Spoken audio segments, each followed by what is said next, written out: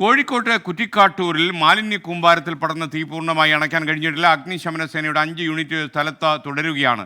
ഇന്നലെ രാത്രിയാണ് തീപിടുത്തം ഉണ്ടായത്. രാഹുൽ സുരേഷ് ചേരുന്നു കോഴിക്കോട് നിന്ന്. Rahul, good morning. പറയൂ, കൂടുതൽ വിശദാംശങ്ങൾ എന്തൊക്കെയാണ്, അപ്ഡേറ്റ്സ്? രാഹുൽ സുരേഷ്, താങ്കൾ കേൾക്കാൻ കഴിയുന്നുണ്ടോ? Good morning. എന്തൊക്കെയാണ് ഇതിൻ്റെ വിശേഷങ്ങൾ, പറയൂ.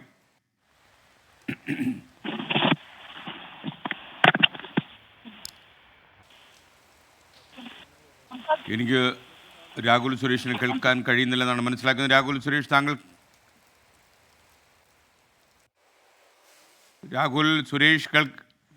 രാഹുൽ സുരേഷ് എന്തൊക്കെയാണ് ഇതിൻ്റെ അപ്ഡേറ്റ്സ്, പറയൂ.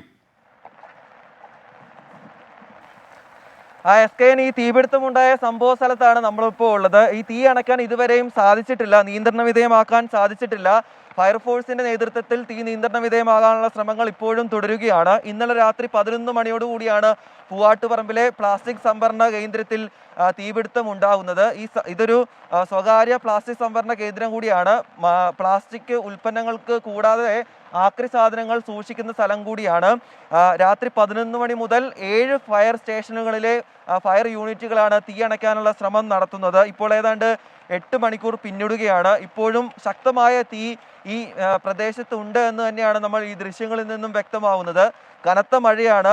ഈ തീ അണയ്ക്കാനുള്ള ശ്രമത്തിന് ഈ കനത്ത മഴ വെല്ലുവിളിയാകുന്നുണ്ട്. അതിലേറ്റവും പ്രധാനപ്പെട്ട മറ്റൊരു കാര്യം, കനത്ത പുക കൂടിയുണ്ട്. ഇവിടെ ആളുകൾ തിങ്ങിപ്പാർക്കുന്ന ഒരു സ്ഥലം കൂടിയാണ്.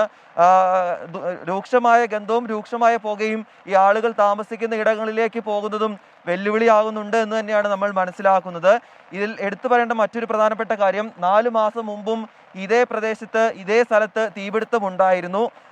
കൃത്യമായി ഈ സംഭരണ കേന്ദ്രത്തിൽ മുന്നൊരുക്കങ്ങൾ ഇല്ലാത്തതാണ് തുടർച്ചയായി ഇത്തരത്തിൽ തീപിടുത്തം ഉണ്ടാകാൻ കാരണമെന്നാണ് ഈ പ്രദേശവാസികൾ ഉൾപ്പെടെ വ്യക്തമാക്കുന്നത്. നമുക്ക് പ്രദേശവാസികളുടെ ചില പ്രതികരണങ്ങളിലേക്ക് കൂടി പോവാം. ആദ്യം ഫയർഫോഴ്സുമായി ബന്ധപ്പെട്ട് പ്രതികരണത്തിലേക്ക് പോകാം. സാറ്, എന്താണ് നിലവിലെ ഒരു സാഹചര്യം? സാർ, ഇവിടെ ഇപ്പോൾ 8 മണിക്കൂർ പിന്നിടുകയാണ്, ഇപ്പോഴും ശക്തമായ തീ ഉണ്ട്, എന്താണ് ഇത്?